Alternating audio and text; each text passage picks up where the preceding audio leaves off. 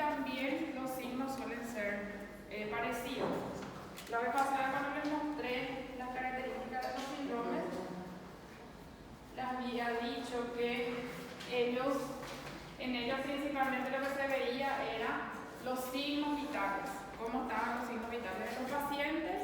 Aparte de los signos vitales, se miraba la pupila y el nivel de conciencia del paciente para llegar a construir un síndrome.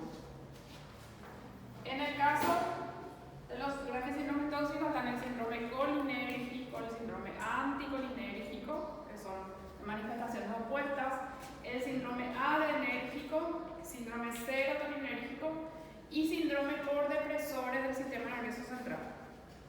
Para algunos se divide en dos tipos otra vez, depresores y opioides, pero los opioides pueden entrar dentro de nomás también. Estos son opuestos, con suelen tener manifestaciones parecidas. Adrenérgico con anticolinérgico tienen bastantes manifestaciones que son parecidas. Cuando la vez pasada les dije también cómo nosotros estudiamos en la parte de toxicología, solemos ver cuáles son los agentes que causan un cuadro tóxico, cuáles son las manifestaciones, cómo se producen, cuáles son las vías de intoxicación, cómo se hace el diagnóstico, cómo se hace el tratamiento. Acá vemos los agentes causales de estos síndromes, los principales. En el síndrome adrenérgico son drogas o sustancias que aumentan la respuesta adrenérgica. Y si ven algunas sustancias que son de uso recreativo o que producen drogodependencia, cocaína, anfetaminas, la adrenalina. En el síndrome de sedante están sustancias que deprimen el nivel de conciencia, alcohol, benzodiazepinas, también pueden ser los barbitúricos.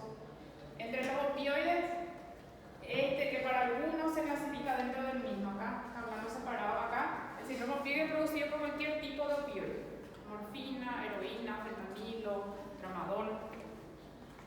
El síndrome colinérgico puede ser producido por algunos fármacos, estos dos que citan acá son insecticidas, carbamato y organofosforados son insecticidas. El síndrome anticolinérgico puede ser producido por medicamentos que tengan acción antidepresiva y también principalmente los antihistamínicos pueden producir síndrome anticolinérgico. Y el síndrome serotoninérgico se produce también por medicamentos, principalmente medicamentos utilizados para tratar la depresión. No es solo ese grupo que puede producir, pero esos medicamentos pueden producir antidepresivos tricíclicos, antidepresivos más nuevos, también pueden producir síndrome serotoninérgico.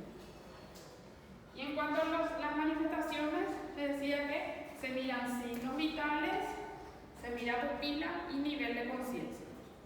En esta primera columna están las sustancias que pueden causar cada uno de estos síndromes.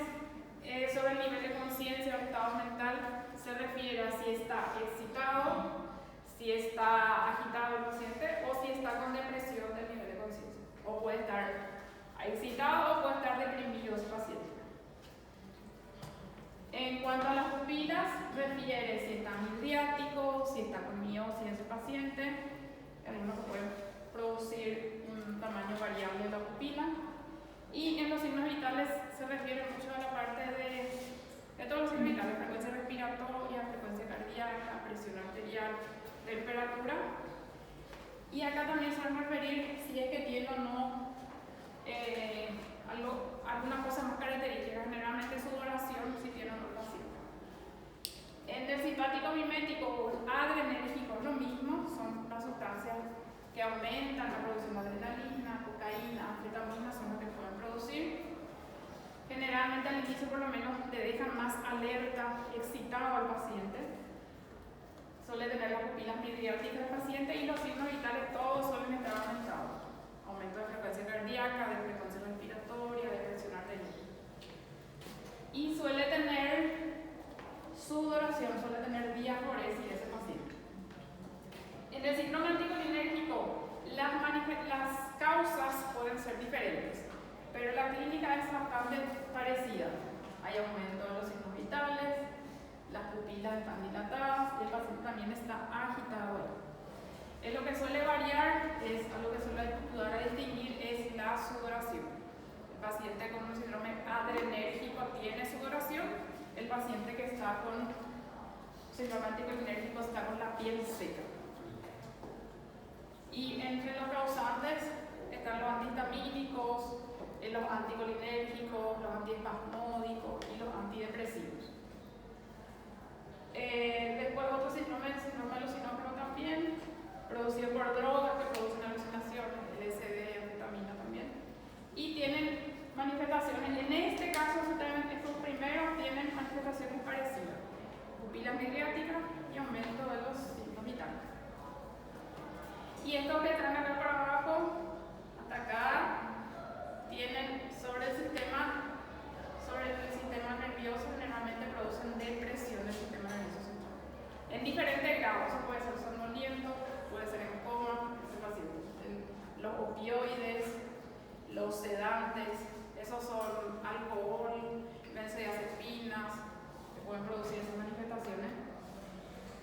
Y generalmente también los signos vitales están disminuidos, disminución de frecuencia respiratoria, puede haber disminución de presión arterial, puede haber disminución de la frecuencia respiratoria cardíaca y la presión arterial.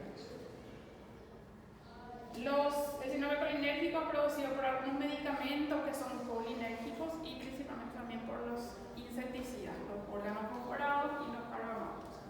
Generalmente disminuyen el nivel de conciencia del paciente, suelen producir miosis y los signos vitales también pueden estar disminuidos. Acá se ven también muchas secreciones, todo. Aumenta la sudoración, aumenta la secreción del tracto respiratorio, del tracto digestivo también. Y el síndrome serotoninérgico se produce por medicamentos que aumentan los niveles de serotonina, generalmente son los antidepresivos, y pueden producir alternación a nivel de conciencia y en un estado más grave coma. Midriasis y aumento de los signos vitales también. Acá es importante, no todas las intoxicaciones van a entrar en esto, pero si el causante, la clínica del paciente cierra con algunos de estos síndromes, porque es importante hacer, porque eso te va a permitir tratar, aunque vos no sepas cuál es la causa. Si vos tenés un síndrome anticolinérgico, que no sepas específicamente cuál es la causa, si construís el síndrome colinérgico o el anticolinérgico, ya vas a tener una forma de manejar al paciente. Pues ya sabes qué tenés que hacer de urgencia, qué antídoto se puede hacer. Después saber la causa. No todas las intoxicaciones van a entrar en los síntomas, pero si es que llega a entrar el paciente, entonces sí ya te va a ayudar en el manejo del paciente después. ¿Alguna pregunta de esta parte? Esto leyendo bien, revisando bien, no van a recordar todo, no van a recordar así rápidamente. Hablamos un poquito de la parte del sistema nervioso autónomo. El sistema nervioso autónomo corresponde a dos sistemas dentro de eso: el sistema simpático y el sistema parasimpático.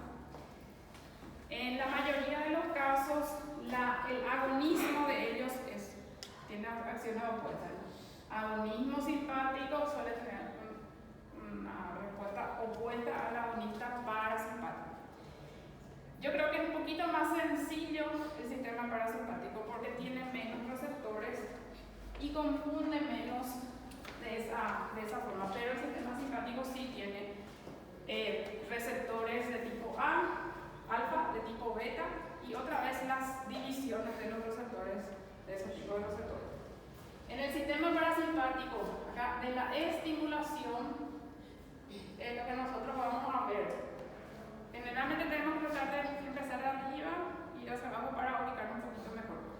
En el sistema parasimpático se ve miosis, se ve aumento de las secreciones, cialorrea, aumento de secreciones de todo el tracto digestivo, aumento de secreciones del tracto respiratorio, disminuye la frecuencia cardíaca, produce broncoespasmo con aumento de secreciones, estimula el tracto digestivo, se aumenta el peristaltismo y los esfínteres, se disminuye el tono de los esfínteres, lo que facilita la evacuación.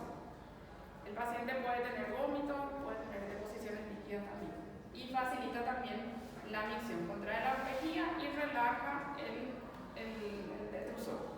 Entonces, produce miosis, aumenta las secreciones, disminuye la frecuencia cardíaca, produce broncoespasmo, aumenta el peristaltismo y facilita los vómitos y la evacuación y también la diuresis. Eso es la estimulación del parasimpático, eso es del parasimpático. Y después, en el simpático, la estimulación también suele producir manifestaciones que son opuestas. En la pila, acá se producía miosis, acá se produce miriasis, acá disminuye las secreciones, a diferencia del lado que del parasimpático aumenta, produce broncodilatación, disminuye secreciones del tracto respiratorio también, aumenta la frecuencia cardíaca, opuesto al parasimpático que produce disminución, disminuye el peristaltismo y aumenta el tono de los esfínteres, entonces dificulta ya sea la evacuación como también la micción en el paciente. O sea, acá relaja la vejiga, aumenta el esfínter aumenta de tono y acá también se produce contracción. Entonces las manifestaciones son opuestas. Acá miosis, midriasis, aumento de secreciones, disminución de secreciones, disminución de frecuencia cardíaca, aumento de frecuencia cardíaca, broncoconstricción, broncodilatación, relajación de los esfínteres, contracción de los esfínteres. Las manifestaciones son opuestas.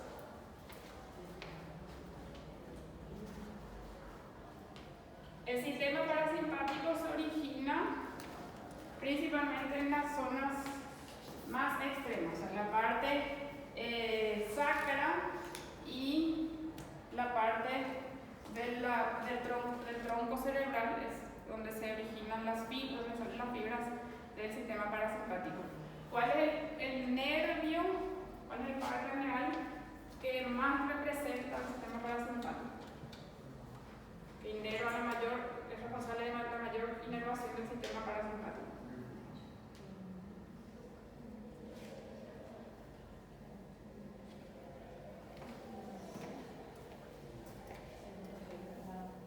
El vago. Porque las fibras del vago están responsables de esta parte, casi todo lo que es el tórax y la parte del abdomen está inervado por el nervio vago. Esa es la parte craneal, la parte del tronco cerebral y las partes extremas de ahí salen las fibras del parasimpático. Acá también en la tercera parte tenemos unas fibras. Todo lo que es la parte bronquial, cardíaca, digestiva, corresponde al nervio vago. Y en la región sacra tenemos también algunas fibras. Y el resto de la parte cervical, dorsal, lumbar, corresponde a las fibras del simpático, relacionadas con el simpático.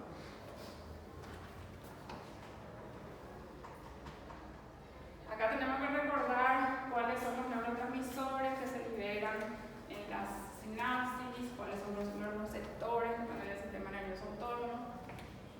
Y en el sistema nervioso simpático, tanto en el simpático como en el parasimpático, hay dos sinapsis. Una sinapsis que es preganglionar. En los dos casos se libera acetilcolina. Acá tenemos una fibra del simpático que va a unirse a un ganglio acá. El receptor acá es nicotínico, se libera acetilcolina. Lo mismo en el parasimpático, en la primera parte no hay diferencia. La diferencia está en la fibra que es, o sea, en el neurotransmisor, que es ya el efector, que va a realizar la acción.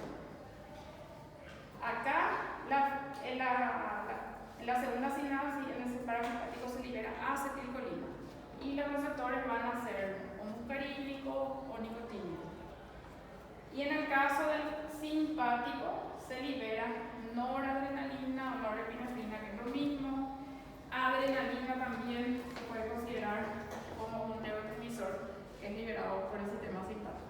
Y la diferencia acá es que esta noradrenalina puede actuar sobre receptores alfa y beta, causa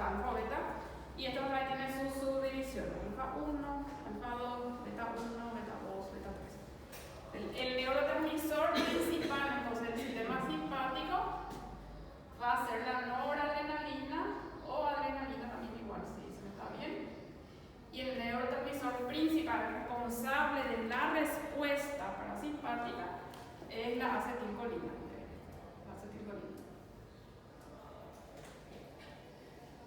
¿Qué quiere decir? Porque lo que se va a liberar sobre el órgano sobre el cual va a actuar va a ser, en el caso del simpático, noradrenalina y adrenalina, y en el caso del parasimpático, acetilcolina.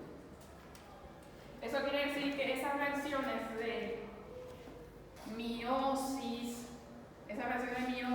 de disminución de la frecuencia cardíaca, de aumento de secreciones, de aumento del peritactismo que se produce por el parasimpático todo eso está mediado por acetilcolina. En cambio, las acciones que se ven sobre el sistema simpático, midriasis, aumento de frecuencia cardíaca, disminución de las secreciones, broncodilatación, eso está mediado por noradrenalina o adrenalina. ¿Se entiende? Para verse estos efectos, estamos refiriendo acá, se libera adrenalina o noradrenalina. Para verse estos efectos que referimos acá, se libera, para que se produzca esta acción, se libera acetilcolina.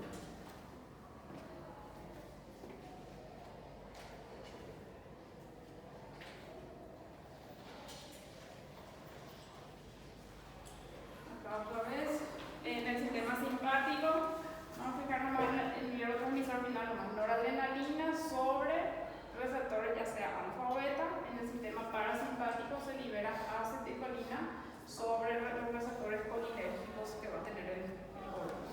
Los receptores muscarínicos, ¿dónde estaban? ¿Dónde estaban los receptores muscarínicos? Se pueden encontrar varios lugares, pero principalmente en qué parte se encuentran los receptores muscarínicos y los receptores nicotínicos. ¿Dónde están? Hay una diferencia importante ahí de dónde se encuentran.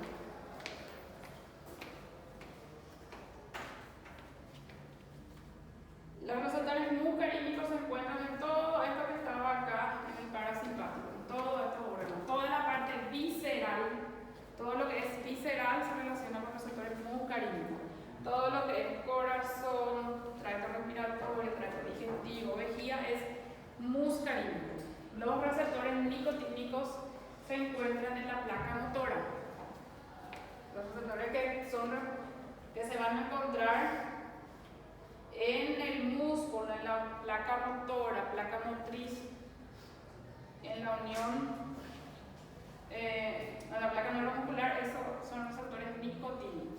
La nicotina, la acetilcolina que se libera para aumentar el tono muscular, se va a actuar sobre receptores nicotínicos. Sobre el músculo, si queremos decir de otra forma, sobre el músculo liso, están receptores muscarínicos.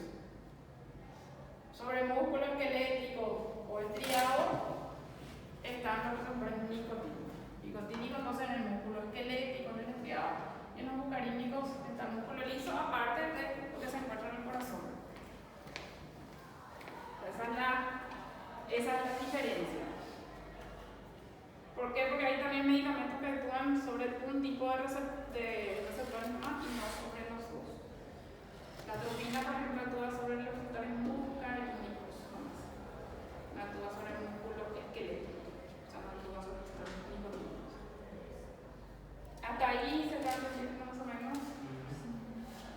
Bueno, los receptores que son un poco más complicados son los receptores del sistema adrenérgico o del sistema simpático, porque acá tenemos varios tipos de receptores. Los receptores DOPA, que son los receptores que se llaman dopaminérgicos, los alfa, que se subdividen en alfa 1 y alfa 2, y los receptores beta 1, beta 2 y beta 3. En algunos casos es necesario saber cuál receptor se encuentra en algún órgano para la realización de algunos medicamentos, porque acá entre estos puede haber también acciones opuestas.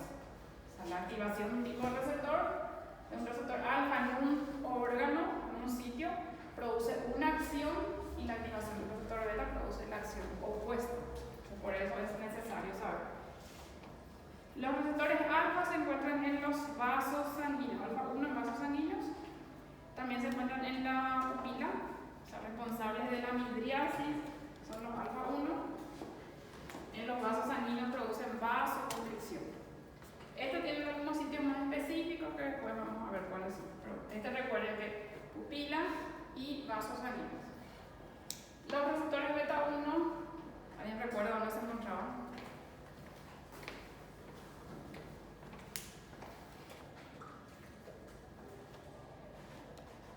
Beta 1 se encuentran en el corazón, principalmente. O sea, son responsables de aumento del trabajo del corazón. Inotropismo positivo, cronotropismo positivo, eso se relaciona con beta 1. Aumento de frecuencia cardíaca, que es el cronotropismo, inotropismo, aumento de fuerza de contracción. Entonces, para estimular la actividad cardíaca se estimulan los receptores beta 1. Los receptores beta 2 se encuentran en el músculo liso y se encuentran en los pulmones. La bombilla de salbutamol, por ejemplo, eso es un beta 2 adrenérgico. Es un medicamento que tiene una acción beta 2. Un adrenérgico, entonces el salbutamol, no sé cuál es el nombre comercial. Pero los medicamentos que son de uso para los asmáticos, los EPOC, por ejemplo, pueden ser o adrenérgicos beta 2 o anticolinérgicos. El caso de salbutamol es un beta 2. Eso se encuentra en el pulmón y se encuentra en el músculo liso. Y ahí la acción es opuesta.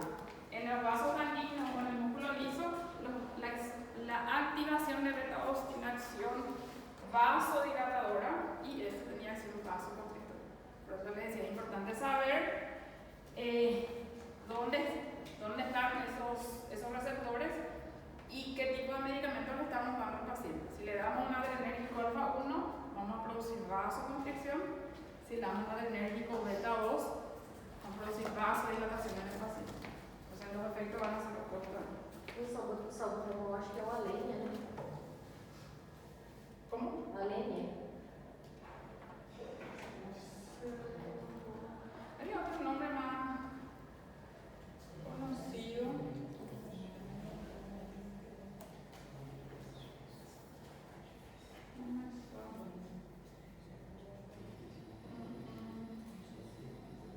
Hay otro nombre más conocido.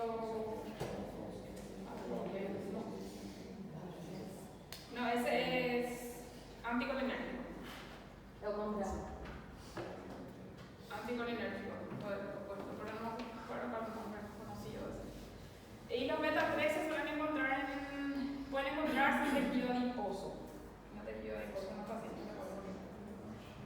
A ver, ahí, alfa 1, alfa 2 y los dopa, los receptores dopa se encuentran también en los vasos sanguíneos y principalmente ellos producen en vasos sanguíneos de todo el cuerpo. Los receptores dopa también se dividen en tipo 1 y tipo 2.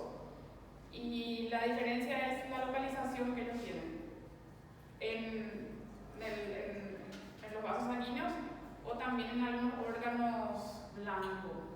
Y principalmente producen vasodilatación. La activación de ellos en la que produce vasodilatación.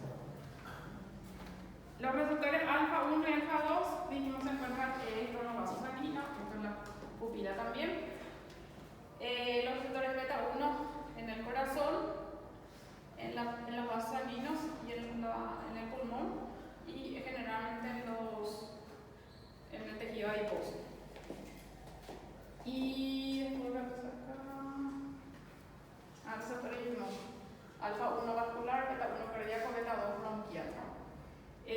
La activación de alfa produce vasoconstricción, beta 2 dilatación. Entonces, dependiendo de que puede ser un adrenérgico, pero dependiendo de qué tipo de receptor estimule, la acción puede ser opuesta.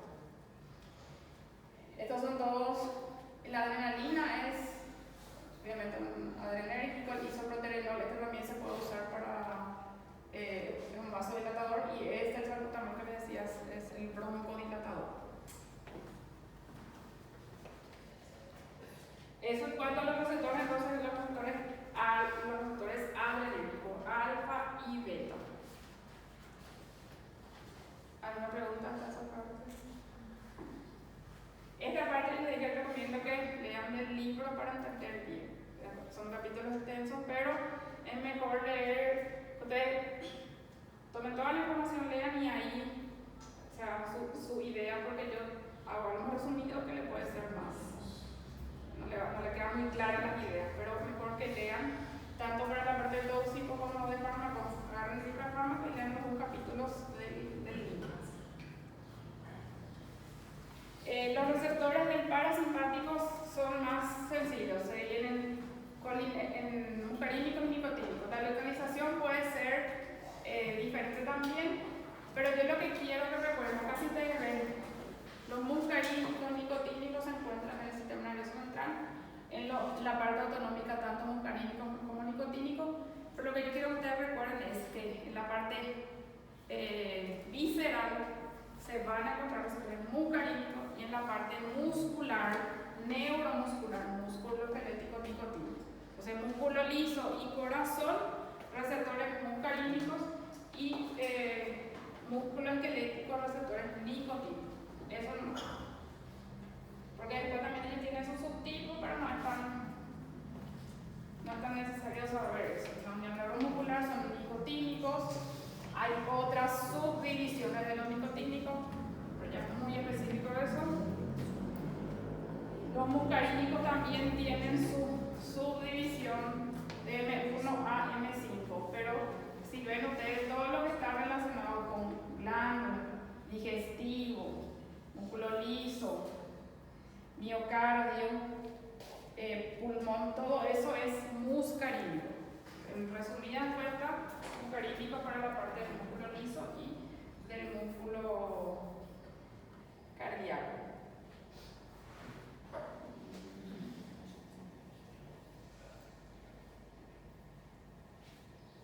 Acá para mostrar que tenemos acciones opuestas entre la acción simpática.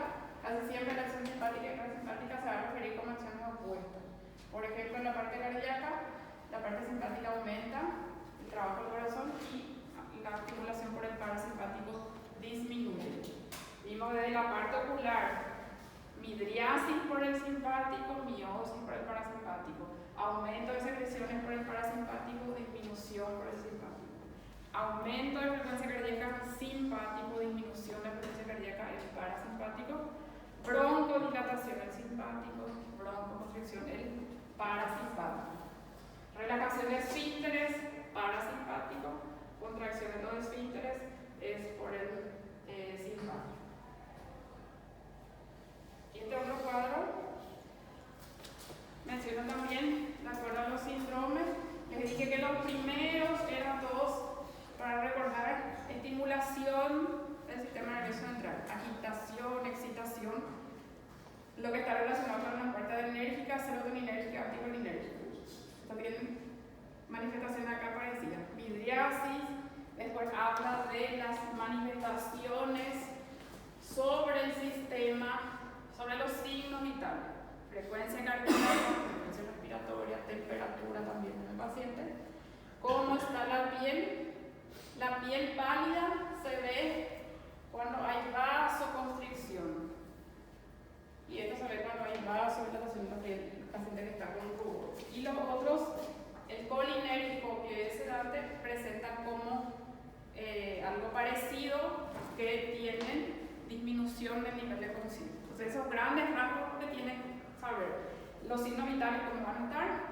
Si el paciente llega excitado, entonces ya no podés pensar que se intoxicó, por ejemplo, con opioide o con sedante. Tienes que meterle en otro grupo ya a ese paciente. Si es que el paciente está sudoroso, por ejemplo, hay ciertos síndromes que pueden tener esa manifestación, pero hay otros que ya podés descartar. Entonces, por eso es que las manifestaciones así en general van a ayudar a construir el síndrome y tener un manejo inicial de ese paciente. Después podés necesitar hacer un dosaje, un diagnóstico etiológico, pero ayuda al manejo en general del paciente construir un síndrome. No todas las sustancias entran en eso. Acá Esto puede haber, por ejemplo, algunas plantas que van a constituir, pueden entrar en el síndrome, pero otras no. No estamos hablando de metales, estamos hablando de medicamentos de algunos, de intoxicación por otros medicamentos. No va a producir ningún síndrome así, ningún gran síndrome. Entonces, si podemos construir, nos ayuda después a una causa etiológica. Puede ser que no entre en esto, entonces vamos a tratar de otra manera. Y eso también, solo mirando bien, van a recordar por qué se va a producir, van a producir esta manifestación.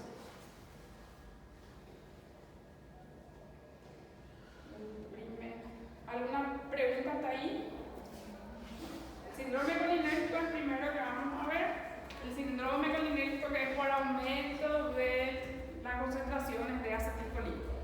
El aumento de acetilcolina se puede producir porque se secreta mayor cantidad de acetilcolina o porque no se degrada la acetilcolina.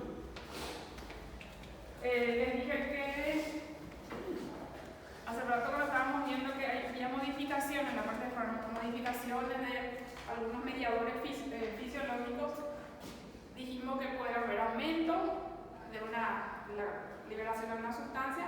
El bloqueo de una sustancia también puede aumentar porque no se degrada como tiene que ser. La acetilcolina entonces puede aumentar porque aumenta la liberación o la acción de la acetilcolina, y también el caso por inhibición de la degradación, porque todos los neurotransmisores también tienen una cierta vida media, duran por un cierto tiempo, y las enzimas otra vez son encargadas de degradar eso para que se pueda reutilizar. Si la degradación está disminuida o inhibida, eso va a permanecer más tiempo en la sinapsis. Puede verse por aumento de liberación o por disminución de su degradación. Y se ven las manifestaciones que estábamos refiriendo: sudoración, el paciente está miótico, el paciente está con muchas secreciones, aumento de las secreciones de la cialorrea, o sea, puede tener cialorrea, broncorrea. Dijimos que los esfínteres disminuyen el tono de esfínter, entonces facilita los vómitos, facilita la deposición de líquidos. El paciente también puede orinar en mayor cantidad o puede tener incluso incontinencia urinaria. La frecuencia cardíaca disminuye en los pacientes con estas manifestaciones. Entonces, desde arriba, miosis, aumento de secreciones, disminución de frecuencia cardíaca, broncoespasmo, o sea, chillido, chiado que va a tener ese paciente, aumento del peristaltismo, puede tener cólicos, puede tener vómitos, puede tener diarrea y puede tener incontinencia urinaria. Y acá te muestra uno de los agentes principales de eso, que son los insecticidas, que pueden producir órganos fosforados, carbamatos, que se utilizan que son utilizados en las plantaciones, por ejemplo, pueden producir.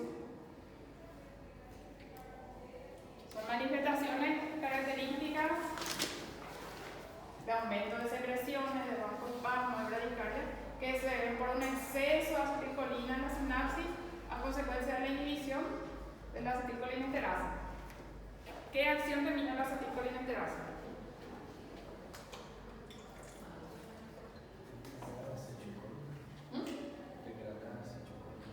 Degradar la acetilcolina. Entonces, si vos inhibís la enzima que es encargada de degradar la acetilcolina, los niveles de acetilcolina van a aumentar. Entonces, el paciente va a empezar a tener estas manifestaciones. Están ahí la cialorrea, el edema pulmonar por aumento de secreciones también en los pulmones, incontinencia urinaria, calambres abdominales, serían cólicos por aumento del peristaltismo, miosis, bradicardia y hipotensión. Esas manifestaciones se pueden ver. Los principales causantes son los órganos fosforados y los carbamatos, entre los insecticidas. Eso puede ser intencional, el que ingiere, porque con intento autolítico, por ejemplo. Puede ser alguien que toma también por equivocación eso, o puede ser una intoxicación, por ejemplo, por vía inhalatoria, por lugares donde se hace dedetización, donde se aplican las zonas. Siempre se habla de que estos insecticidas pueden producir intoxicaciones en pacientes, en las personas que viven cerca de los lugares donde se aplica, se realiza la fumigación con este insecticida. Estos también se pueden, hay también tienen acción colinérgica que se utilizan para ataques terroristas, por ejemplo, que son esas sustancias que están ahí. Sarín, Soman, Tabún, agente BX, agente G. Eso, ¿cómo se suelen aplicar las armas químicas? Generalmente se liberan sobre una zona y generalmente producen intoxicación por vía inhalatoria. Estos son algunos: el sarín, el tabú, Soman y ciclosarín, que acá muestran qué ataques se utilizaron, en qué época se utilizaron para producir la intoxicación, y producen los síntomas por vía, o sea, se produce una intoxicación inhalatoria, puede ser también por piel, y vemos estas manifestaciones de miosis, de aumento de secreciones, de aumento de peristaltismo, de broncoespasmo, de alteración del nivel de conciencia del paciente, y a veces puede ser fatal. Puede ser que alguna arma química tenga efecto colinérgico. Pueden ser los insecticidas, pueden ser algunas sustancias que se utilizan también en la industria. Este triglicilfosfato es un agente que se puede encontrar en lubricantes y también en plastificantes. Para plastificar alguna superficie, por ejemplo, se pueden utilizar esta sustancia que puede producir también intoxicación. Y medicamentos que son colinérgicos también. ¿Cuándo producen ellos? Si el paciente consume de forma voluntaria o también cuando se hace mal la dosificación. Los medicamentos colinérgicos se utilizan principalmente en dos patologías, que son donepezil y rifampicina. Se usan en el paciente con enfermedad de Alzheimer, y el resto de los medicamentos se utiliza en pacientes con miastenia gravis. ¿Recuerdan cuál era la fisiopatología de la miastenia gravis? ¿Qué ocurría en el paciente con miastenia?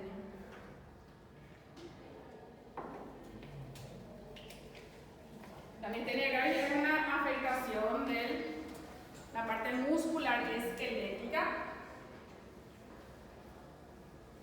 Eso se refiere a músculo. La astenia es debilidad, o sea, una debilidad muscular.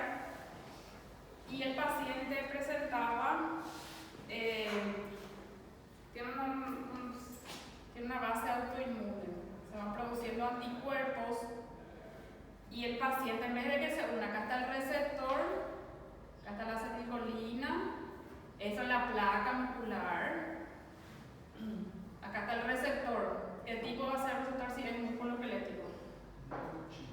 Receptor nicotínico está acá, y acá se tiene con el acetilcolina. En el paciente con miastenia gravis se forman anticuerpos que se unen a los receptores. Yo les dije que el neurotransmisor responsable de la fuerza muscular es la acetilcolina. Entonces, si no se puede unir la acetilcolina y acá el receptor nicotínico se une al anticuerpo, el paciente va a presentar debilidad muscular. ¿Es que acontece na esclerose lateral múltipla?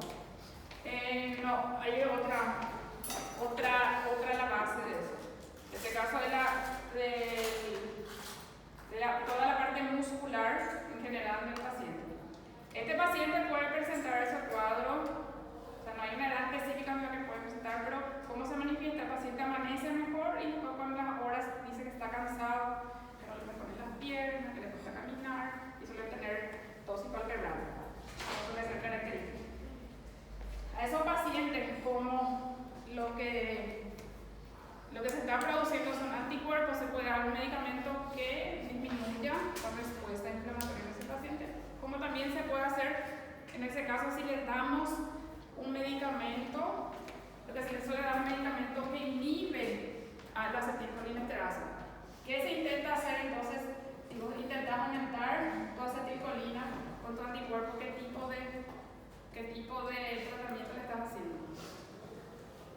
Estás tratando de competir con tratando de aumentar tu acetilcolina para que la acetilcolina le desplace a los anticuerpos. Entonces, si en vez de que haya 3 moléculas de acetilcolina acá, deja Cas20 es más fácil que se una la acetilcolina antes que el anticuerpo. Entonces, se trata de recuperar la fuerza del paciente. Sí, trata de competir ahí. Y ese medicamento, si se hace en sobredosis, fácilmente se suele hacer sobredosis y ahí se puede producir la intoxicación. Entonces, la miastenia gravis, el paciente que tiene miastenia gravis se puede desarrollar un síndrome colinérgico cuando se le hace una dosis mayor de lo que tiene que hacer de su medicación. Esos medicamentos no duran mucho tiempo, no es que toma una vez al día, el paciente que tiene que tomar cada 6 horas, cada 3 horas a veces. Entonces, fácilmente el paciente se puede intoxicar con la medicación. El paciente ya maneja más o menos su tratamiento, él suele aumentar su dosis más, pero puede producir una intoxicación. En el paciente con miastenia gravis se puede producir esa intoxicación. O en algunos pacientes que utilizan también para la enfermedad de Alzheimer. En la enfermedad de Alzheimer se usa un anticolinérgico para aumentar la acetilcolina a nivel central, porque se considera que el Alzheimer se relaciona con niveles bajos de acetilcolina. El déficit cognitivo que presenta el paciente con el tiempo se relaciona con eso. Entonces, para tratar de combatir, de inhibir, o sea, de que la Alzheimer evolucione más lentamente, se le da. Entonces, estos medicamentos se usan en dos casos: enfermedad de Alzheimer y miastenia gravis. Y se puede producir, si es alta la dosis, entonces una intoxicación. Los agentes que pueden producir entonces son los insecticidas, algunas armas clásicas, algunas armas químicas y algunos medicamentos. Si es porque tomó, depende, ¿cómo vamos a ver cómo podemos reducir qué tipo de llegar a este síndrome? Porque podemos pensar, si el paciente toma medicamentos colinérgicos y tiene miastenia gravis, puede ser por eso sus manifestaciones. Si sufrió un ataque y presenta manifestaciones, empieza a tener secreciones, chiado, puede ser una arma química, reacción colinérgica. O si vive cerca de un lugar donde se realizan fumigaciones, deratizaciones, o un paciente que tiene acceso a insecticidas, puede haber consumido eso. Ese consumo se ve más frecuentemente en pacientes que tienen, o sea, pacientes del área rural, donde se usa ese insecticida. Este era el triglicilfosfato, que es un plastificante que se pinta con eso algunos utensilios, incluso que están en la casa, para dejar ese aspecto brilloso. Estos son algunos órganos perforados. Esta es la fisostigmina, es un medicamento que tiene acción inhibidor de la acetilcolina esterasa. Entre los insecticidas pueden ser órganos perforados, que también se les llama COFA, o carbamatos. La vía de intoxicación puede ser porque toma, entonces digestiva, inhalatoria, por vía respiratoria, donde se fumiga o se es un ataque, y por vía cutánea también se puede absorber, y la absorción es lenta. Cuando vimos la parte de primeros auxilios intoxicados, vimos que si el paciente se intoxica por vía inhalatoria o por la piel, hay que lavarle bien al paciente para disminuir la absorción. Puede pasar que por ejemplo, recién un paciente que está intoxicado con colinérgico por vía respiratoria, por vía inhalatoria, se le hace tratamiento, pero nunca se le higienizó bien a ese paciente. Este paciente puede no mejorar porque tomaste los primeros auxilios necesarios, que era eliminar todo de la piel también. Entonces, por estas 3 vías se puede absorber: vía respiratoria, vía digestiva y vía cutánea. Es muy alta la absorción por vía respiratoria. Si es que se inhala en un lugar, se absorbe muy bien. Los COFA, o los órganos perforados, tienen unión irreversible a la acetilcolina esterasa.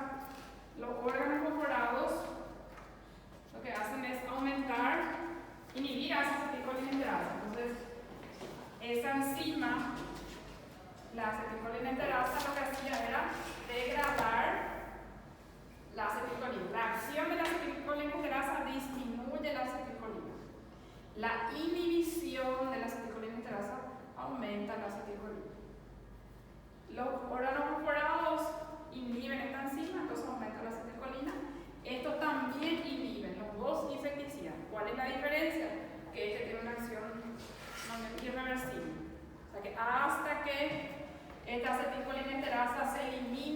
va a seguir la acción. Y los carbamatos tienen una acción reversible, dura menos tiempo la dura. Estos casos de intoxicación son más graves, estos casos de intoxicación son más leves. El carbamato entonces produce intoxicación por colinérgicos más leves.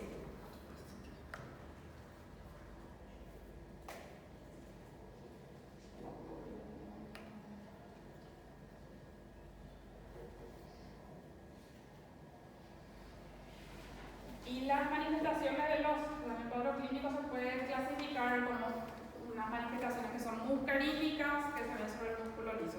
Todas las manifestaciones que se ven de aumento de secreciones, de broncoespasmo, de disminución de la frecuencia cardíaca, por ejemplo, son manifestaciones que forman la parte del síndrome muscarínico y síndrome nicotínico sobre el músculo estriado. Aumento del tono del músculo estriado puede producir contracturas, por ejemplo, fasciculación en el paciente. Y otras manifestaciones que son consideradas de origen central, porque también vimos que en el sistema nervioso central había receptores colinérgicos que pueden producir alteraciones en el nivel de conciencia del paciente. Se pueden haber manifestaciones muscarínicas, nicotínicas y manifestaciones sobre el sistema nervioso central. ¿Hasta ahí alguna pregunta que tengan? ¿Cuáles son las manifestaciones que son de mayor gravedad o de mayor mortalidad en el paciente? Puede producirse insuficiencia respiratoria aguda, que puede deberse a dos motivos: porque está con mucho chiado, está con mucho broncoespasmo, porque tiene muchas secreciones, o porque hacen edema agudo pulmonar. Entonces puede desarrollar una insuficiencia respiratoria aguda por esos tres motivos: broncoconstricción, aumento de secreciones de todo el tracto respiratorio, o edema agudo del pulmón también. Después, la causa de muerte principalmente es de origen cardiovascular, porque le puede producir arritmias y paro al paciente. Dijimos que puede verse la acción de la acetilcolina sobre la frecuencia cardíaca, la disminución de la frecuencia cardíaca. Disminuye la frecuencia cardíaca y esa disminución va a producir primero, te va a producir una disminución, te puede producir una bradicardia sinusal. Después, cuando la frecuencia ya es muy baja, puede producirte bloqueos. Si ustedes recuerdan, los bloqueos pueden ser el primer grado, segundo, tercer grado, que era el total también. Entonces va bajando la frecuencia del paciente, va produciendo cuadros más graves, la bradicardia sinusal, un bloqueo, primero, segundo, tercer grado, un bloqueo total ahí, o puede producir paro también respiratorio. Entonces las causas principales de muerte pueden ser la parte respiratoria, las complicaciones respiratorias y las complicaciones cardíacas. Miosis no es algo que le va a producir ningún efecto adverso grave, que vomite o que tenga deposiciones líquidas tampoco va a poner así en riesgo su vida rápidamente, pero sí una insuficiencia respiratoria que no se trata, no se le intuba o no se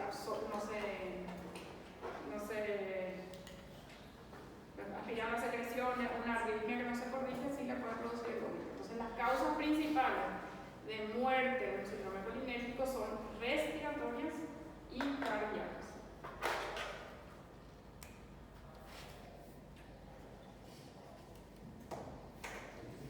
En cuanto al tratamiento, lo que se tiene que hacer es retirar al paciente de donde, si es que sufre una intoxicación inhalatoria por vía cutánea, por ejemplo, retirarle al paciente, descontaminar al paciente, en este caso con agua y jabón sobre la piel. En las primeras horas se ingirió, se ingesta fue por vía oral, se puede hacer en las primeras horas el lavado gástrico y se puede hacer el carbón activado también, porque absorbe no está indicado, en estos casos no está indicado que se induzca el vómito, porque este medicamento, o sea, este tóxico, puede producir convulsiones. Y se acuerdan, una de las contraindicaciones para la inducción del vómito era si el tóxico es convulsivo. Entonces no está indicado la inducción del vómito. Sí se puede hacer lavado gástrico, carbón activado. Hay que observar mínimo por 12 horas, no importa que no tenga clínica el paciente, hay que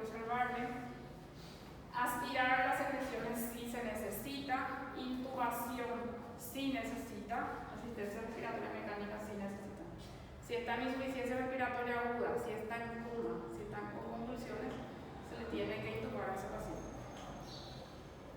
El antídoto es la atropina, que es el anticolinérgico. La acetilcolina es colinérgico y la atropina es el anticolinérgico.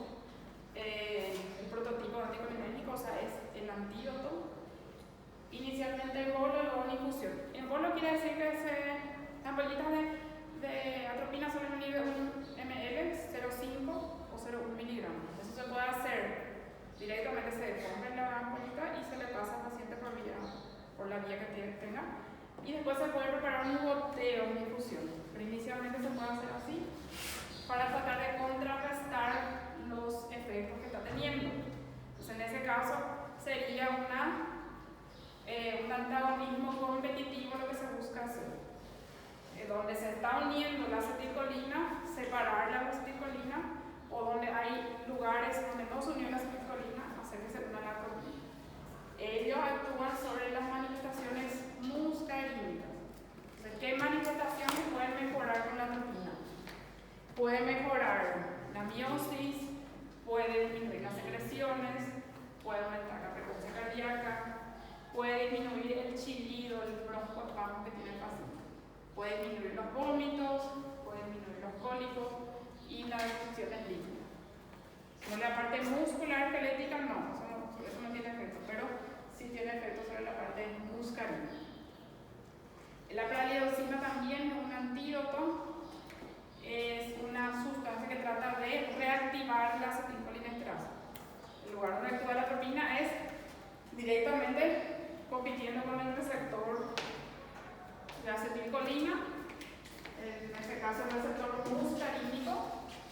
Un receptor muscarínico que va a tener la celda acá, está unida a la acetilcolina, y lo que trata de hacer la atropina es unirse a ese mismo lugar para que este efecto sea el que prevalezca. En cambio, la pralidoxima actúa sobre la acetilcolinesterasa. En este caso está inhibida. Entonces lo que trata es de reactivar la acetilcolinesterasa. Si se reactiva la acetilcolinesterasa, ¿qué va a pasar?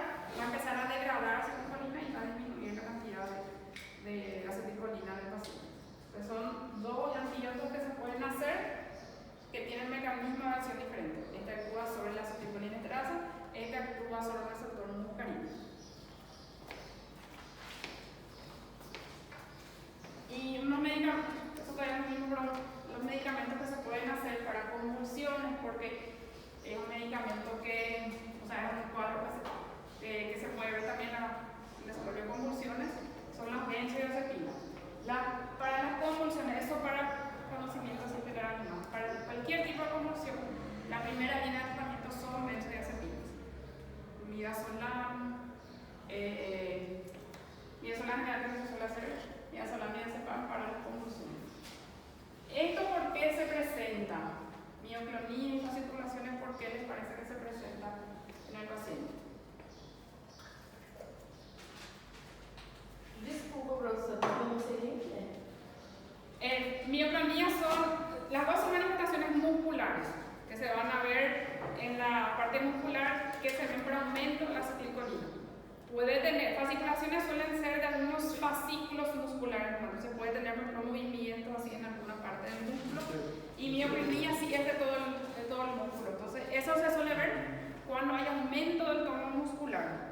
Cuando la afectación es del músculo esquelético, ahí se va a ver eso. Entonces, para relajar, se le administra esos medicamentos.